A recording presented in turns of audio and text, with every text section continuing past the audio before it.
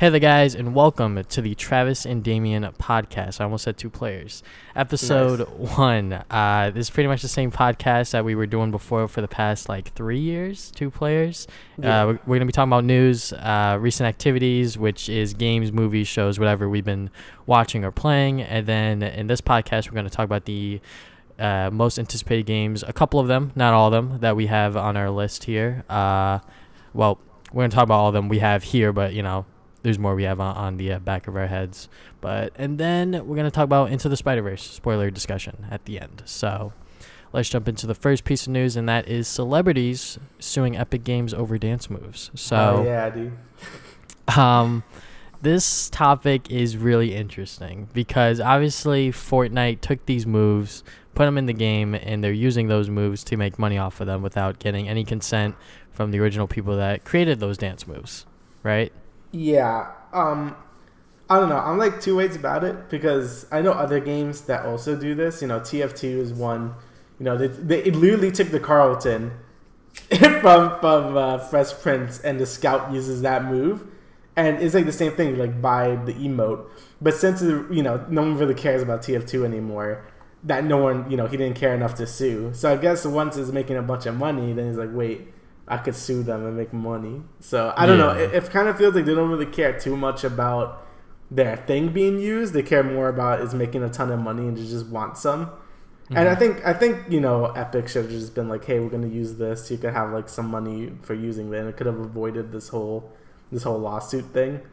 Yeah. But yeah, I don't know. I don't really know how I feel about this. I didn't even know you could copyright dances. I personally didn't know that, but yeah, I mean, Epic should just contacted them before they even put them in. That hey, we're gonna put your dance in here. If you want like a cut of this, then we will be glad to do that, and we've avoided this whole thing.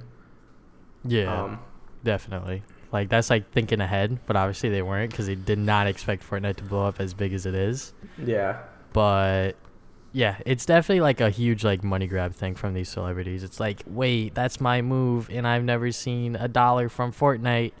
Give me that money, sort of thing. And I don't think any of these lawsuits have actually went through in terms of winning or losing yet, but the first one to win or lose is going to be big, because at that point, if the Fresh Prince move or whatever wins, everyone else is going to jump in and try to get them for money. Exactly. And if it loses, then everyone's just going to back off probably. Yeah, because once one person wins, everyone else is going to try to jump in and try to get a piece of the pie in a sort of way. So it's definitely very interesting. I want to go and see on how this develops. I would imagine this isn't going to go anywhere, but if it does, that would be very surprising, in my opinion, just because it's dances. I honestly don't even know who would win. I don't know if Epic would win, or I'm imagining the celebrities will get their money, but yeah, I'm not too sure how this is gonna blow over. So yeah, I guess we just gotta find out, because this was a huge thing earlier in the month, or last month, I guess. Yeah. So yeah, I'm not really too sure what's gonna happen over this. Everyone's not that Backpack Kid is gonna sue them too. Yeah. Yeah. So, and he did the floss. That is a very popular dance. You see every child do that. Yeah. So yeah, that'll be interesting to see what happens there. Mm-hmm. All right, so the Kingdom Hearts 3 director has an important announcement regarding the early copies. So if you don't know what happened, basically a bunch of Kingdom Hearts 3 copies got leaked out, and people were probably playing the game already mid-December. As a result of this, the game's epilogue and I guess sort of an after credits cutscene are getting patched out. Either they weren't in the game already, or they patched it out. I'm not too sure.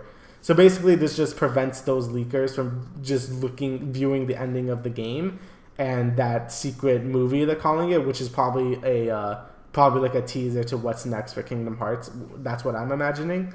Yeah. So yeah, I think this is the best effort to be hey, we don't want everyone else to get spoiled, so we're just gonna do this. I don't know if it's gonna be like that for review copies. I think it might be until the game actually comes out. I'm not too sure, but yeah, it's a pretty interesting thing to do. Some people really don't like this. I think it's a pretty smart move, just to stop those leakers from leaking probably the most important part of the game, which is like the ending and like whatever that secret movie is. Yeah. But I know some people aren't too happy about it, but I think it's a pretty smart move. Yeah, I completely agree. It's definitely a very smart move by them because like video games are 100% of completely different media from like music, movies, TV shows, whatever. Because like those forms of media can only be experienced one way. Obviously, everyone has their own opinions on sort of things, on those things. But when it comes to video games, you're in control. You're the one doing it and you're the one experiencing it. And with a title like Kingdom Hearts 3, for crying out loud, like this is such a big title for 2019, you know, like spoiling the epilogue or, you know, even like the beginning of the game and whatever the secret movie is, it makes sense for Square Enix to, you know, make sure that this doesn't get out, you know, in the masses, you know. Exactly. I mean, this is like probably one of their biggest games in like years, so yeah, they probably won't want the ending to be leaked or whatever the secret movie is. Yeah. So yeah, I personally think it's smart. So yeah, I think that the people that are upset just want it to get leaked so they could just see it early, honestly. So, but that's their prerogative. But I just think that this is 100% a smart move by Square. Yeah. Okay, so next piece of news, I actually saw this like the other week or whatever. Telltale's The Walking Dead, the final season has an update by Skybound Games. So this is a very interesting move by them. So they are taking advantage of the Epic Games client, the game store. So I believe now if you want to purchase the season that you didn't purchase it before, it is now only available on Epic. And if you bought if you bought the game on any PC platform prior, your remaining episodes will still download through the original point of purchase. So what I think that means is that if you got on Steam, it will still download on Steam. Yeah. Yeah, I think that's what that means. But if you haven't purchased the season yet, you have to purchase it through Epic. So I think that this is, you know, a great or like a very interesting and great move by them because I know that Epic will give them a much bigger cut of the sales, which I'm pretty sure many people have theorized that might have been the downfall of Telltale. The fact that they had to put the games on Steam and they weren't getting as big of a cut as they probably should have been. And the next episode will release on January 15th. So, yeah, very, very interesting. The fact that it is now exclusive on the Epic Games client for PC. Yeah, that is very interesting. And, you know, well, we haven't seen any trailers for this next episode, right? Or no. Yeah, so I'm very interested to see the quality of it. Like, I'm not too sure how it's going to turn out. So that's going to be very interesting once it comes out. But yes, I also agree that it's a smart move that they're partnering with Epic because they do give them a larger cut, like substantially. Like, they give them like 80% or more. So, yeah, it's smart that they're doing this so they get more money. And they could probably fund the next episode because I don't know if they even have enough for the next episode. So, I think it's a personal smart move. And they're keeping everyone happy by saying, hey, if you already bought it, you could keep playing on Steam if you already bought the season pass. So, yeah, I think it's just a smart move, keep everyone happy. And, I think it's a good way to keep at least this final season going. So, yeah, let's just get this out there. Yeah, so... And I don't know if they're going to have a future after this. I know they just want to finish Walking Dead, obviously. But who knows? Maybe they could make a rebound. Maybe. Well, who knows? All right. So next one is the Us trailer. So this is by Jordan Peele. He made Get Out. I still haven't watched Get Out. I probably should. Yeah, it's a pretty good movie. Yeah. So this trailer was really good. I'm not really the biggest fan on horror because, I don't like horror too much. But this trailer was really well done. It really set the tone. It was just very spooky without being like jump scary. Like it was just like unsettling. And yeah, it was a really well done trailer. It didn't spoil too much. It just gave you the premise being that there's this family and then there's like sort of like evil clones of them or something. Yeah. And they try to kill them so they could be them, I guess. And that's basically the basic premise. And they just go along with that. It was a very good trailer. I liked it a lot. Yeah, I definitely really liked the trailer because with a title called Us, it's kind of like what is this actually about? Oh, it's us in a way. So wonder how this entire movie entails in a way. So very, very interesting. Also the cast is once again a lot of people from Black Panther, so that's pretty cool. Yeah. But yeah, I'm definitely looking forward to this one. And it actually comes out kind of soon, March 15th. So. Oh, wow, look at that. Yeah, again, I'm not the biggest fan of horror, but yeah, this looks really good. Same thing with Get Out. I should watch that. Yeah, Get Out's not. It's not too much of Was it horror like how yeah. this one's looking like, but Yeah. still pretty good. The PlayStation 1 Classic drops in price from $100 to $60, pretty much. And no one bought it. Yeah, so I think Sony at this point is just trying to salvage what they can. So, I mean, it makes sense when you release a PlayStation Classic like this and with the games it had. I don't blame them. It had like nothing. Like, I don't know. I just felt like this thing was really pointless. Like, it's just, it couldn't include the big boys. And it couldn't include like Crash or Spyro because of the remakes. Medieval, they're also doing a remix, and that wasn't there. Like that Metal Gear and like I think Symphony of the Night. I think maybe was that on there? No, that wasn't on there. I don't think. I forget. I can't remember because they also did a remake, not remake, but they remastered it on the PS4 during that time as well. So yeah, there was like nothing. There was like Twisted Metal. I don't even think Ape Escape was on there. Like there was like nothing on that thing. Yeah, it was pretty much a large variety of titles, but not like not the ones people titles. Wanted. Yeah, like at least the both of the classic Nintendo consoles. They had like especially the Super NES one. Had like Yoshi's Island, it has Super Mario World, Zelda, Metroid, Mario Final Fantasy, Mario RPG. It had Earthbound. Like it had a bunch of things. Mm-hmm. This one had like nothing, so it wasn't surprising that it didn't sell at all. And I rather them focus more on those PS1 remakes they've been doing because those have been really great. I still need to get the Spyro Reignited trilogy, but I really like the Crash one. And Medieval's coming out next year, so it's cool that they are really doing these like big remakes of their old games, and I'd rather them do that than make another classic console that sucks. So even though I would be happy if they did a PS2 one because that's everything I love, but if it means not having like Jack, Sly, or Ratchet or whatever else on the PS2 people like, then what's the point? So not a big fan of that. Big All right. Same. So this is an interesting one.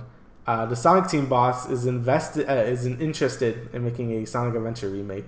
So I in theory, I really like this idea because Sonic Adventure is very dated. Both games. I played both pretty recently, and they're both like they're fine. The Sonic parts obviously are the good parts. So both in Sonic Adventure 1 and 2, they're both like probably the best parts of the game.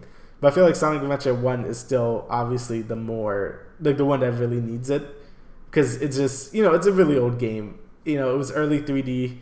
People are still getting used to it, and a lot of it is like super janky. Even the Sonic levels could be pretty janky. So I think doing a full-on remake is like probably the best thing that could happen to that to that series. But if they do a remake, I don't want them to just copy and paste everything with pretty graphics. I want them to really fix the game, like Big the Cat, like either take him out or like make him interesting. Or Tails, he's just very, just Sonic again. Make it more interesting. Do something.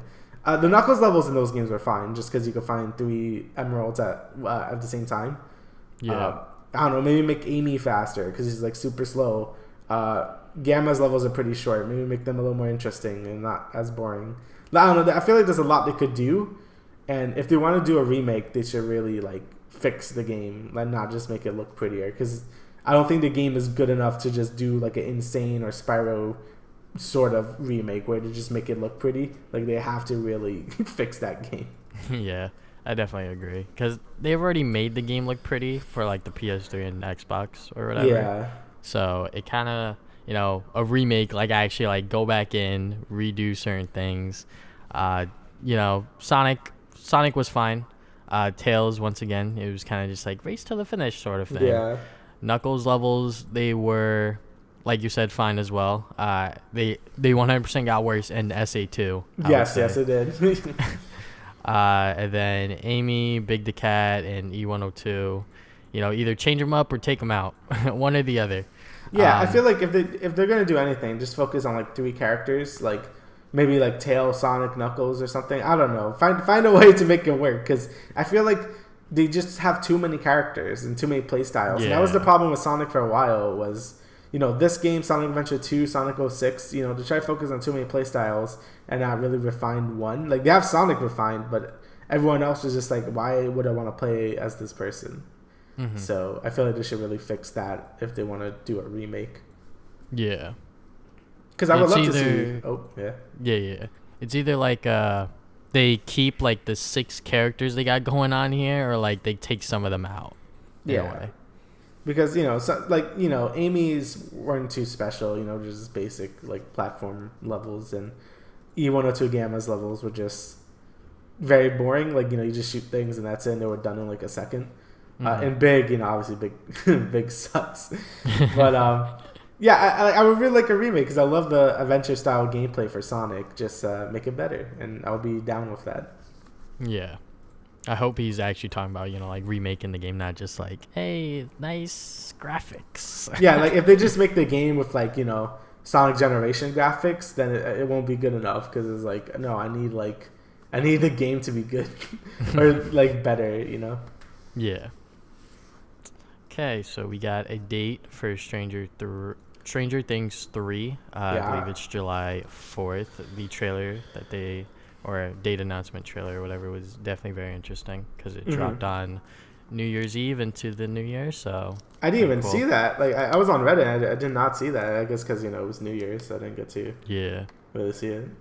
But it's actually going to take place during the summer, which is why they are releasing it in July. So yeah, I like that they do that, because Stranger Things 2 was released during October, and it was Halloween in the story. So I guess this is going to take place during like summer vacation or something. Yeah. One summer can change everything or something like that. So, yeah. Definitely excited for it. There's no reason to not be. Yeah, I'm very excited for it. I really like Stranger Things. I can't wait for the third one. I hope they don't mess it up. Because I did like the second one. I know some people weren't too happy about the second one, but I liked it. So. Yeah. I didn't find it too bad. Even like 11 episode or whatever. Yeah, I thought people overreacted with that. I think we talked about that when it came out, but I think people were a little too hard on that. I thought it was fine. Yeah. Okay, so recent activities. So I'm going to let you go first, because you got some interesting things here. All right. So obviously when, we're going to talk about Into the Spider-Verse in a second. But that made me just feel like playing Shattered Dimensions, which was a game I haven't played in like 9 years when it came out. I was lucky enough that I had it on Steam. You can't get it anymore. Like, you cannot buy this on Steam anymore because of the Activision, like the licensing got expired or something. Yeah. So it's like this, Deadpool, and like Marvel Ultimate Alliance are just gone from Steam. But apparently I still had it, so I'm like, oh, look at that. So I'll just play it on my PC. It actually runs really well. It came out like 2010 on Steam, so I wasn't really expecting it to run too well, but it does. It runs extremely well, so I was happy about that. But basically, the game, if you don't know what this game is more like a beat 'em up style game. It's not like an open world like the PS4 game is, or Spider-Man 2 or something like that. But it's basically like a beat 'em up where you go through level to level fighting different villains, and you switch between 4 Spider-Men. You can play as Amazing Spider-Man, Noir Spider-Man, which is more like a stealth sort of thing, like sort of like Arkham Asylum. You can play as 2099, which has like these free fall parts, and Ultimate Spider-Man, which you have like the black suit on. And yeah, the game is just as good as I remembered. The levels are very fun to go through. The villain fights are really fun. It's just a really good time. I really like it. I would tell you to buy it, but it's not on Steam, and there's no real easy way to get it without getting the actual physical copy, because you can't even buy it on like the PSN store or the Xbox Live store. So yeah, if you really want to play this, you're gonna have to hunt down a copy, and they're kind of expensive. They're like $40 on like Amazon. So I would look on eBay right now. Yeah, on eBay I think it's like $25 maybe. Alright, PS3 copy looking like a nice solid 20 to 30. Yeah, so yeah, if you want to hunt one down, you're gonna have to pay that. But yeah, overall, I love the game. I think it's one of the better Spider-Man games to come out during that time. Because I wasn't a big fan of Spider-Man 3, the game that came out. I wasn't a fan of Web of Shadows. So yeah, this was one of the better ones that came out during that time. Really, one of the only ones. Like, yeah, because like the Amazing game sucked. Spider-Man 3 on PS3 was just okay. Web of Shadows, I personally didn't like. I know some people liked it. I didn't really like it that much. It was alright. It wasn't until this game really that came out that there was a really good Spider-Man game again. So yeah, if you want a really good Spider-Man game, I suggest getting this one. But just keep in mind it's not an open world game. It's basically a beat 'em up. So Yeah, it's like level to level. yeah, it's like a level to level thing. But that also means you get more variety and like level design. That's not just New York, which is nice. Mm-hmm. Other than that, I'm continuing playing like every Ratchet game because I was doing that during November. I platted like all of them. I platted Ratchet 1, 2, 3, and Deadlock. So I took a little break. I took a little break for Smash and Pokemon, but then I'm coming back. I think yesterday I started Tools of Destruction. I'm basically almost done with it because those games are a lot shorter than I remembered. I mean, they're still pretty long. They're like 15 hours, but probably less than that, honestly, like 13 hours. But yeah, I'm playing Tools of Destruction again. And it really shows you how much the PS3 improved. Even like from Tools of Destruction to A Crank in Time, this is like a 9-day difference in quality. Like this game is 720p, and I believe Crank in Time was 1080p, and the game just looks like a PS4 game. Like I think Crank in Time still looks extremely good. This game, you could tell, is a very early PS3 game. It was 2007. It was 720p. Ratchet looks a little janky. His fur doesn't look that great. But it's still great. I love Tools of Destruction. I haven't played it in so long. Like the PS2 games I played a ton of. Like so I already knew like I could get through those games in like a day. But Tools of Destruction, I'm remembering a lot of the gadgets and weapons because I have not played this game in like 7 years. So it's a really nice nostalgia trip right now. I know some people don't really like the future games too much for some reason. I don't really know why. Especially this one. This one plays the most like a traditional Ratchet and Clank game. Compared to the other games where you don't have Clank for like most of the games. Like Quest for Booty, you didn't have him at all, and in Crank in Time, you didn't have him for like half the game. And when you do get him, he's kind of useless because you have the rocket boots. But yeah, I personally I love the future games a lot, and yeah, this game is really good. It's more Ratchet and Clank just in like HD, and it's great. I love it. But here's the more interesting one. I watched the Black Mirror Bandersnatch thing. That's like an interactive thing, right? Yeah, so this is an interactive Netflix movie. So think of a Telltale game, and it's that just on Netflix, and it's like extremely cool. I've been hearing a lot of people talk about it, so I decided to try it myself. And yeah, it's basically like think of a FMV game where it's like it's like real people, and then it gives you options. So you could click on like one of the first choices, like your dad comes up to you and is like, hey, what cereal do you want? You want like Frosted Flakes or like Cheerios? And you could pick like, I want Frosted Flakes. He's like, whoa, dude. And the scene transitions are very seamless. Like, is this you click on it and there you go. It just goes on to the next scene like very seamlessly. It's very impressive. I don't know why I'm very impressed with this. Like, it doesn't seem like it's too hard. You just jump cut to the next scene when you click on a thing. But they do it very like smoothly. Like you don't really notice it. And even keeps track of what you click on. So another option you could do is like what music you want your main character to listen to. So you got like two options, and when you click on it, that music plays throughout the whole movie. So it's like I saw different clips of it. So I picked one band and that plays throughout the whole thing, and if you pick the other band, it plays throughout the whole thing. And this is another reference to the cereal you eat. Like your character will see a commercial for that cereal that you're eating. So that's really cool. However, there's problems with it. Being that there's a lot of illusion of choice. So you pick a thing, something would happen, and it kicks you out and it's like, hey, go back and do the right choice. I'm like, oh, okay. So basically you get like a game over screen and you have to go back and like do the other option. So there is a lot of that. But there's also a lot of endings. It gets very meta. Like it's something I didn't expect, but it is Black Mirror, so I probably should have expected it, but it does get very meta about, the whole, that you could pick options for your character. And your dude goes a little insane. I don't want to spoil too much of it, but it's hilarious. But I feel like they did detract a little bit of what the story was trying to tell. Because basically the premise is your character is making like, a point and click game. Like it takes place in the 80s, so you're doing like an early computers game. So he's trying to make like basically Bandersnatch. And that's like a dungeon crawler where you get to pick options. Basically, it's basically what you're doing to the main character, except he's doing it as a video game. So that's basically the basic premise. But I feel like that story gets super lost later on because it's getting really meta, and it just does not care about the story anymore.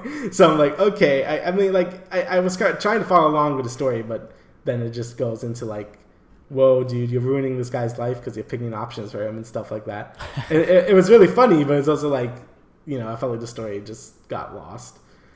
Overall, I think it's a really fun experience, and I think people, if you have Netflix, you should give it a try. It's only an hour and a half, but I think if you go through every single possible option, it's like 5 hours or something. There's like a ton of scenes, yeah, and a bunch of different endings. I think I only got like a few endings, maybe like 4 or 3, I think. There's one amazing one that's like absolutely amazing. Like it was like one of the funniest things I've seen in a while. Again, I won't spoil it, but you'll know when you get to it. But yeah, overall I think it was a really fun experience. I don't know. I want them to keep doing these, but I can't imagine. Like I imagine this was expensive because there was just so many scenes and so much like content and stuff like that I don't know if they will ever do it again. But I would like other Netflix things to do this because I think it's an interesting way to sell your platform because this is a unique thing, Like, I know Netflix have their own original movies and shows, but most of the time they kind of suck. So I think having this unique way of, like, interactive storytelling is a great way to sell Netflix. I would watch more Netflix if they had more things like this just because it's fun. Yeah. So, overall, I liked it a lot. If you're a fan of, like, Telltale games or, like, those interactive story games, I would suggest giving this a try. It's really fun. It definitely makes sense for like a streaming platform to push that more because with like pirating and everything like that. Exactly. Like it's so like there's no way to like spoil this too much for you because it's like there's just so many different options. Like I can't even. I feel bad for the Wikipedia like synopsis. Like I don't even know what that's gonna look like. But yeah, overall, I really liked it. I like Black Mirror. I should watch more of it. But it was an extremely fun time. If you like these interactive story games, you will like this. So yeah, I think that was it. Definitely take a look at that one. Yeah, it's fun. Like if you have people over, then that would be a fun thing to do. Yeah, that actually does sound like some fun. Yeah. Okay, so what I've been doing, I've been playing League on my Smurf account. I was trying to get to Plat 1. I failed my promos like maybe 3 to 4 times. And it's not even like all my fault. I was like, bro, this guy's not even playing with his hands. I don't know what he's doing. But yeah, it happens. I just found that to be hilarious because I know obviously what I'm capable of. And I'm just like watching these players. I'm like, come on, man, just work with me here for like 2 seconds. But you know what? I'm in Plat 1 now. I'm chilling. I'm mainly playing on my Smurf during the preseason because I know I haven't played in a while. So I want to make sure that whenever the season starts, I go back on my main, not just like inting my butt off. So right. Saw Aquaman. It was all right. Okay. It was all right. It's not like Batman v Superman terrible where like nothing happens the entire movie and then stuff happens and it's like wow really. But Aquaman, it actually has a pretty good story. I'm not gonna lie. I really liked where they took the Aquaman character. Visually, some of the CGI is a little shoddy, not gonna lie, but that's what most DC, EU movies or whatever. Right. Battle of the Sexes, that is a tennis movie or like a sports movie about, men's tennis versus women's tennis and all this other stuff. But it was definitely very interesting. It has Emma Stone and what's his name? Goddamn, Steve Carell. I only know him as Michael Scott now. Yeah. Okay. Steve Carell's in it, so yeah. Then I watched Bird Box. That's a meme, right? This is the meme movie, right? What, Bird Box? Yeah, with a blindfold. Like that's the only thing. Yes, the Bird Box challenge where you go around your house with a blindfold or whatever. But in all seriousness, this one is definitely like a normies like Netflix movie. Like this is why it kind of blew up. Right. But in my opinion, it's pretty much like a Quiet Place. Quiet Place, right? Yeah. I mean, this is the Quiet Place, except instead of you can't talk or whatever, you can't see the monster. Yeah. It's pretty much that. But they got like a really good actress. I forget her name, but yeah, it's good until you get to the end, I would say, because I'm just like it doesn't answer everything in a way, because like at least in A Quiet Place, like you get to like actually see the monster and like know exactly what it does and why it's like this.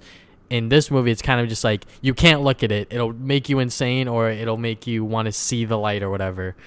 So, yeah, but I mean, it's still, you know, a enjoyable movie. I mean, if you want to see what all the fuss is about, it doesn't hurt to watch it. It's like 2 hours. So, but there is that. I kept hearing it was like super bad, but like really not good. But to me, it just looked like a budget Quiet Place. Yeah, because I'm like, man, this is like the same exact premise. So. Yeah, that's pretty much what it is. Okay, so back to video games. We're going to talk about some of our anticipated games of 2019. So we're going to take turns real quick. So I'll start. First up, Days Gone, April 26th. It is scheduled to release this year. The reason I am anticipated for this game is because this is PlayStation's next like big title, and it's been really under the rug for the most part. It hasn't really been shown at like video game convention and all this other stuff. I know that they had like a bunch of coverage on Game Informer or whatever. Yeah. But who you know, that? it's still, you know, very, very like under the radar, sort of like PlayStation exclusive. So I'm expecting it to do well, but there's a very big possibility that it'll just be like, you know, it's like whatever, you know, the first like big PlayStation exclusive to not really do all that well. But I believe. Yeah, another big one is Dreams, which is made by the same people who made Little Big Planet. I've been looking forward to this game for quite a while. And it seems like it's finally going to come out next year. And I'm really excited. It's basically just Little Big Planet, but you could literally do anything. Like, it doesn't have to be stuck with that platforming engine. Like, you could just make whatever now. And from all the little games I've been seeing the developers make, like they made Dark Souls, basically. They made, like, these different twin-stick shooters and, like, space, like, Star Fox games. Like, I am very excited to, like, get into this. I really like the Little Big Planet. And this is basically what they've been working on since like the second one. Since they didn't make Little Big Planet 3, that was a different developer. So yeah, I am very excited for Dreams, and I hope it's good because it is a very ambitious thing. So I hope it really. I also hope it sells well because you know, this is like these two, Days Gone and Dreams, are like one of the last, I think, PS4 games. I think what was Ghost of Tsushima and what's the other? Last of Us Part 2, there might be like early PS5 games at this point. Like, I'm not even too sure how long the PS4 and Xbox One are going to be a thing. But yeah, I think these are like the last two ones we really have definitive dates for. So I hope they do well. So yeah. Okay, my next game is Yoshi's Crafted World. It's scheduled for 2019. I don't think there's a solid release date on it yet. There's a rumor like that's March or something. I don't know where that came from, but it was. Hey man, Nintendo fans could come up with release dates up their ass all they want. It's very true because that's how Game explains it. So. Hey man, but yeah, I really loved Woolly World. That was like a really good, underrated, you know, sort of like Wii U game. I think most of the Wii U games are underrated in a way. Yeah, just because it's on the Wii U. I really regretted not buying it because that came out at a time where I just didn't care anymore. It was 2015, right? Like I just didn't care about the Wii U anymore. Like I really regret not getting Mario Maker and Yoshi's Woolly World because I'm watching Chugga's Let's Play of Woolly World. I'm like, oh man, this game looks really good. I'm really sad I didn't get it now. Yeah, it's pretty fun. But this one, I know that they're doing like this whole like you could go into the level and all this other stuff. It's very, very interesting. I would imagine this one's going to sell even more copies than the predecessor, Woolly World, just because it's on the Switch for one. And, you know, it didn't have to get ported to the 3DS to save its ass. So exactly. Definitely very excited for this new Yoshi game. Yeah, I'll probably pick it up this time. All right, so Psychonauts 2, I mean, I love Psychonauts 1. It came out such a long time ago. It came out in 2005 and it ended in a cliffhanger. And ever since then, I'm like, please make a second one. And then they did. I remember when they first announced the teaser for it, like to kickstart it or whatever. I screamed so loud. I was like extremely happy for this. And from the trailer they showed during the Game Awards, it looks really good. Like, again, I think I talked about it last time, but it just looks like Psychonauts, but like, you know, on next gen consoles. So yeah, I am extremely excited for this. It looks like Double Fine is really learning, hey, we shouldn't mess this up. If you mess this up, I will hate you forever. Because they've been messing up a lot lately. You know, they messed up Broken Age. The second part was garbage, I heard. A bunch of other games that they just haven't been doing well. And Psychonauts, I think Psychonauts and Brutal Legend is really what they're known for. So if they mess up one of the biggest like things they have, I would be extremely mad. But it looks like they're not. It looks like they're really taking it seriously, and it looked like they're really putting all their heart into this game. So I am very excited for it. So yeah. Okay, so now I'm gonna jump into some games that we're both relatively excited for. Yeah. Animal Crossing 2019. I think that in and of itself warrants for us to talk about it for a little bit. So, when New Leaf came out, I was like, I'm not an Animal Crossing guy, but everyone's really happy about this new Animal Crossing game, and I got nothing else to do during this summer, so I was like, whatever. Played it. Fell in love, but I definitely got burned out of it because I played it like literally every day. So, yeah, I was the same way. It was not until you told me like, "Hey, this game is very good." I'm like, "Oh, really?" Like, I never really paid attention to Animal Crossing. It was never something I felt like I was never really interested in. But until you told me like, "Hey, this game is good," I decided to buy it, and yeah, I was also hooked. I played it like every day for a while. Basically. I thought like you being the mayor was very smart. Made you have a lot more control over your like town. So you're able to put public works projects and do all these other cool things to really shape the town and how you want. And I kind of want the next one to also do that. Like I want you to be the mayor just because it gives you so much freedom for your town and what you want your town to look like. But yeah, I don't know if they're going to go that direction again, but I would like to see it go to that direction again. But yeah, I thought New Leaf was really good. So I don't know how they're going to add more interesting things to make it new. But I guess we'll see soon, I guess.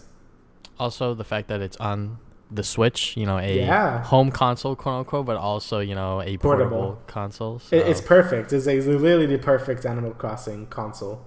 So if you want to maybe like play it at home or you just want to take it with you and like play it for like an hour and then put it back, it's a great console for Animal Crossing to be in. So yeah, I am very excited for it. All right, so the next few are going to be Nintendo stuff. Well, at least for my things. Fire Emblem Three Houses. I am very excited for this. I thought Fates was okay. Like Fire Emblem Fates, I wasn't the biggest fan of, and that was like the last. Well, I guess Shadows of Valencia was, but as a new, I guess like the next line to Fire Emblem games, I didn't think Fates was that great. I played Birthright, and that was probably a mistake because Birthright is like extremely easy, and I just got really bored of it. I know Conquest is a lot harder, and that probably would have kept me more interested. But if the game is too easy and the story kind of sucked because I didn't think the Fates had a good story at all, I just couldn't really kept interest in it because it was just way too easy and the story wasn't that great. There was nothing really keeping me there. With Shadows of Valencia, though, the story was great. I love the voice acting. The game was hard. And that really made me back into it. So I'm very interested to see what route this game takes. Since Shadows of Valencia was basically a remake of like the second game, I believe, or something. So yeah, I'm interested to see how this game goes. They didn't show too much gameplay. Obviously, they showed a little bit. It's going back to 3D models that looks like from the GameCube era / Wii, where your units are like 3D models. You like move across the battlefield and stuff like that. It looks like there's like different towns you could go to and stuff like that from the little gameplay we saw of it during like that one trailer. So I don't know what to think about it yet, obviously, but I am very excited. I really want to play another Fire Emblem again. So yeah, I'm excited. Hopefully to show more gameplay during the direct, and hopefully it releases like April. I'm hoping because I know this said spring, I think. So yeah, I'm hoping like April, probably latest is May. So I guess we'll see. Yeah, Fates really like kicked me out of the whole Fire Emblem train because I was like, yo, Awakening's so good, and then I was like, Fates. I was like, oh god damn it, this game's not that great. Fates. I felt like the mistake they did was making it into like 3 different games. It was like Birthright, Conquest, and then Revelations. It it didn't work. It's not like Pokemon where you could do that, But yeah, I would suggest playing Shadows of Valencia though. That one's really good. I liked it a lot. But yeah. That was the I think that came out in 2017. It was very good. Yeah, we were still in high school. Yeah. All right, Team Sonic Racing. They actually delayed this game, so now it is coming out in May 21st. So this is going to be one of the big third-party sort of like kart racers coming out on, I believe, all 3 platforms: Xbox, PlayStation, Switch. So Yeah, and I think that they're just going to, stick with Sonic characters for the most part. I don't know why they took all the Sega characters out for whatever reason. But the game, I mean, it sounds good. Like, I've been listening to some of, like, the soundtracks that they, like, upload on YouTube. It sounds pretty good. And, like, it looks like another Sonic racing game. So, definitely excited to see how this one pans out.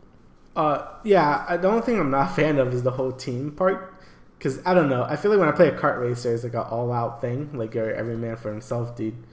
So I'm not too sure about the whole team part. But, again, I really liked the other two Sonic racing games. I really liked Sonic Racing Transformed, and I really liked the first one. So I'm hoping this game is good. Because they haven't messed one up yet, but it's them, it's Sonic Team. I guess is Sonic Team even making this? I don't even know. Sumo Digital, I believe, is still part of this. Okay, something like that. But yeah, I'm hoping it's good because I really like the last two. The only two Sonic Racing games. They were both really good. So yeah, I hope it's good.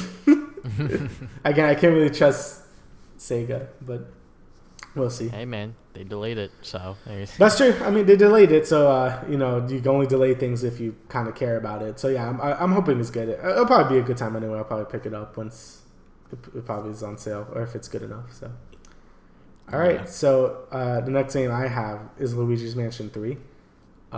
Same thing with Fire Emblem. I didn't really like Luigi's Mansion 2 that much. I wasn't a big fan of the different mansions, really.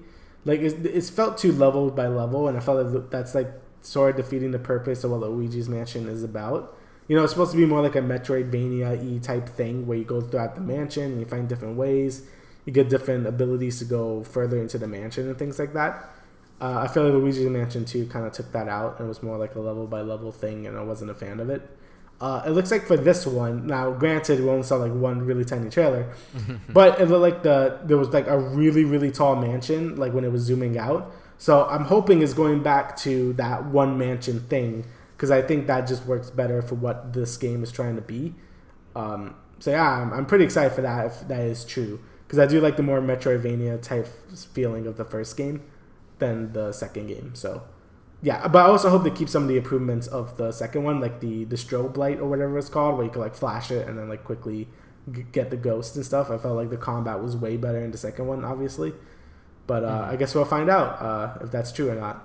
But yeah, I'm pretty. It kind of came out of nowhere. Like I knew Luigi's Mansion is like a series now, but it still kind of took me by surprise. I'm like, whoa, they're making a third one? Okay. So yeah, I'm pretty excited for that, and that's my dog barking. No worries. All right. Crash Team Racing. This game was announced during the Game Awards, I believe. I think everyone suspected that. Yeah, everyone saw this coming. Yeah. Yeah. But yeah, I'm very excited for this. Just because this is another PlayStation 1 title that everyone's just like, yo, this game is like fan-freaking-tastic. So I'm like, hey, if they remake it, I'll definitely give it a shot. And Beanox is developing it, so it's not. What's their names? Who did the Crash Insane Trilogy? Vicarious Visions? Yeah, it's not them. Yeah. So, yeah, definitely going to be very interesting. It looks good, visually. Yeah, it's probably going to play well. I mean, it's not that hard to, mess up a kart racer, hopefully. So, definitely very excited for this one. Yeah, I'm also excited for it. I never got to, we weren't PS1 boys. I mean, yeah.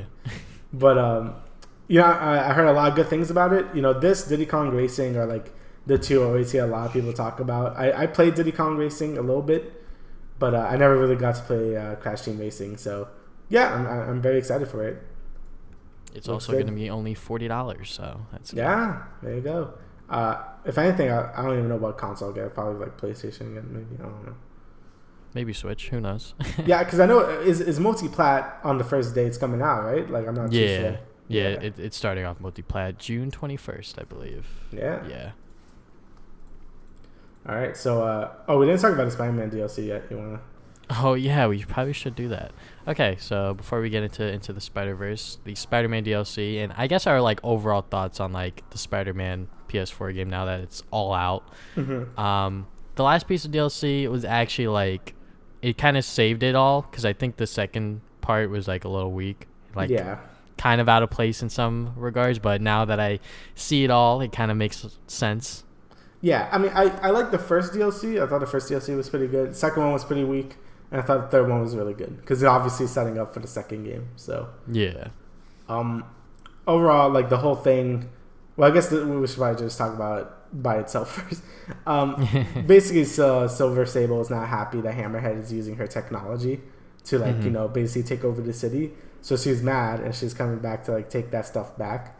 So basically, the whole DLC is just you trying to finally stop Hammerhead and help Sable get her technology back because there's like apparently there's like a whole Silver War happening in her home country and she like needs that stuff. So that's why she's all angry about it. So yeah, that's like the basic premise of the DLC. But there's also a tiny little side story. Oh, we should mention the spoilers for this. All right. Spoilers for the Spider-Man DLC Silver Lining. Okay. So there's also the different side quests. Well, actually only like a few different side stories.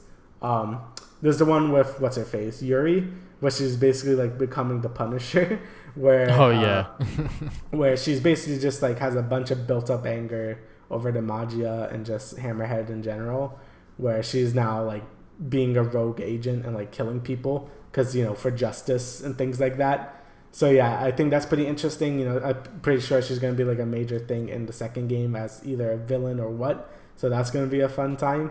Apparently she was in the comics too. I never knew about that. Yeah, they might be changing her character for the game though. In a way. I really like Yuri's character, so it's kind of interesting to see them take her to this route. Well, I guess this is the way she was always supposed to go. So yeah, that's pretty interesting. They're really hyping up Miles now since Miles is getting trained now. Like as we saw in the ending, Spider-Man was just like, here, go swing now. And it's just like, oh. So yeah, that's pretty exciting. Would you like accidentally like cut off like Miles's calls by like doing like a side mission or something like that? No, I know my brother did. Every time I get a call, I would just stand still because I was afraid it would go away. That happened to me once, I think, during the first DLC. I was like, oh crap. So now when I get a call, I like swing around like a building until it's over, just so I can listen to it. Yeah. I think a couple of them got cut off for me, but that like scene of them like swinging at the end, I was like, damn, this is pretty good. Yes, so I'm very I'm very excited to see what they do with the second one in terms of like Miles. Like it'd be interesting to get more stealth missions as Miles, since he could like cloak and do all that crazy stuff, while Spider-Man would get more of the action moments. It would be a lot better than the Mary Jane parts in this game for these stealth segments, as you're also Spider-Man. So, yeah. But overall, in terms of all the DLCs, I like them a lot. I think it was worth the money. The only problem I had is 100% in every single DLC. And you can really feel the repetition in terms of the activities. Like the screwball things starts to get really annoying. The hideouts were just really long and just annoying. The random crimes are just, just grind them out until they're all done.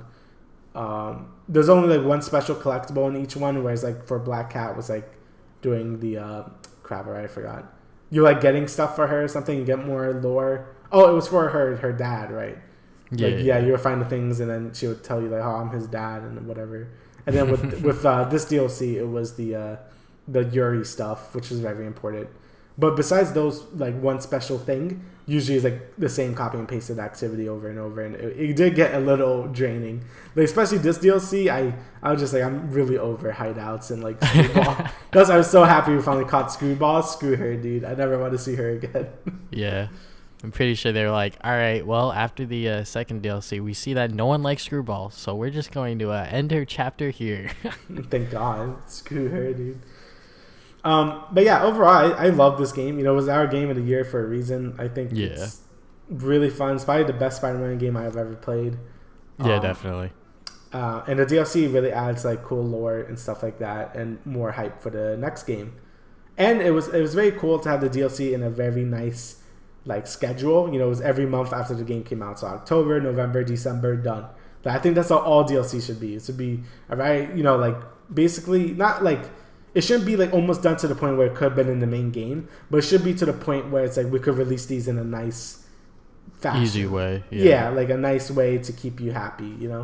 So yeah, I think they were all great, and yeah, I think it was a nice overall package. So yeah, definitely agree with you on pretty much all those points.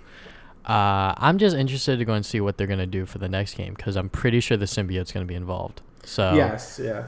and that's like a fan favorite sort of thing when it comes to Spider-Man fans. So yeah, overall, you know, the Spider-Man DLC was definitely very good. The second part was a little weak, but you know, now that I played the third part, it kind of makes all sense. It was just setting up for the last chapter, but you know, I just wish that it was, you know, good as a standalone sort of thing. So Yeah, like obviously, yeah, the second one is the weakest one just because it has to set up for the third part. But yeah, overall, I think it was great. Like, even this anyway, the second part is really short anyway. Like, I feel like that was the shortest part, so it doesn't take you too long. Like maybe like 3 hours max. I felt like the first and third part were longer. So yeah, even if it wasn't the greatest, it was shorter. So there's that. okay. But now we're going to talk about Spider-Man Into the Spider-Verse. Spoiler talk. If you guys do not want to listen to this part, you can exit the podcast now because it's pretty much what we're going to talk about for the rest of the show. All right. So what did you think of the overall movie, Damian? I thought it was really, really good. I think it's my favorite Spider-Man movie, probably. Oh, really? I liked it a lot. Like, it was, like, I knew it was going to be good, but I didn't know it was going to be, like, this good. Like, I don't know. It was just, it caught me by surprise still, even though I knew it was good. Obviously, just, you know, you don't even have to say it, but just the way it looks is just like, yes. If the movie sucked, like, if everything sucked about it, it would still be like a 7 out of 10 just based on how it looked, because it is like so amazing. Like, it just looks like, it's just like every scene is just like, oh my god, it's so beautiful. But yeah, what are your overall thoughts on it?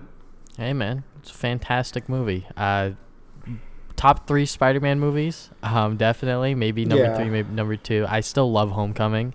Oh yeah, like I'll probably still say Homecoming and Spider-Man 2 are like one of my favorites. But yeah, this movie is very close, if not up there. So, but I like the way that they handled the whole like 2 Peter Parker sort of thing, because like that obviously wasn't like revealed in the trailers. No, I didn't expect that. Yeah, I was like, whoa, what? They killed him. Yeah. Also, I could just say that because I watched this with like 2 of our younger cousins or whatever over here. You know, with my parents and my brother. I'm like, yo, this movie's kind of dark. It's like a PG movie, but it is like a lot of death and stuff like that. And I liked it. Like, I think it really took me back to like Incredibles 1 and how that was a little edgier and like kids could handle that. And I think that really goes into that, because what Travis is basically about to say is that the Spider-Man in Miles' universe is a younger Spider-Man. Like, he's not the same one in the trailers. And basically, they just kill him in like the first like 30 minutes. I'm like, oh, okay. So basically, the Spider-Man in Miles' universe is dead. And then the whole plot comes in when they use that whole sort of like dimension thingy. That older Spider-Man or Peter Parker comes to that universe. And that's the one you know from the trailers. So yeah, I thought that was that was a cool way, because I didn't even know that was a thing. Like, that caught me by surprise as well. Yeah, because, you know, they... I believe Brian Michael Bendis was like executive producer, so like obviously he was very close to this movie because he created Miles Morales as a character. So like in his story, Peter Parker did die as well, but he was like much younger. Like, he wasn't like 23 or whatever. So, you know, it definitely caught me off guard, but I was like, it kind of makes sense, you know, because that to bring in this older Peter Parker into this movie, and you know, kind of all makes sense. Yes. But yeah, more into the plot. Like, I think the other Spider people were great. Obviously, like the 3 main ones being Miles, you know, regular Peter Parker, and Spider-Gwen. They're all very good. Like, I thought they all had really cool moments and stuff like that. And the other 3, I know some people complain that the other 3 didn't really get enough like plot importance, but it was mostly meant for jokes. And I think all their jokes are really good. Like Spider-Noir, his jokes are really good. Like, every time he did a thing, I would laugh. The movie's like extremely funny. Like, I was laughing a lot. It was surprisingly funny, I would say. Yeah, it really caught me off guard at how funny it was. So I'm like, oh, this is really good. But yeah, I mean, they're mostly meant for comic relief. Like, they weren't really meant to have any real plot things. And I think they kept it good by focusing more on Miles and Peter and Gwen. So, you know, if they focus on all of them, it'd be a mess. But yeah, definitely. And I really liked how they handled each character's introduction with like the whole like the comic book. Oh yeah, that was really good. And when Miles got his, I could just say that's probably one of the best Spider-Man moments I've seen. It's just Miles really getting his powers and stuff and doing that. Yeah. His comic comes in. I'm like, oh, that was so good. That whole scene was so good. When his dad's like, "Hey, man, I love you." Yeah, and just him much. putting on his new suit and stuff like that. It was really, really good. That was a great scene.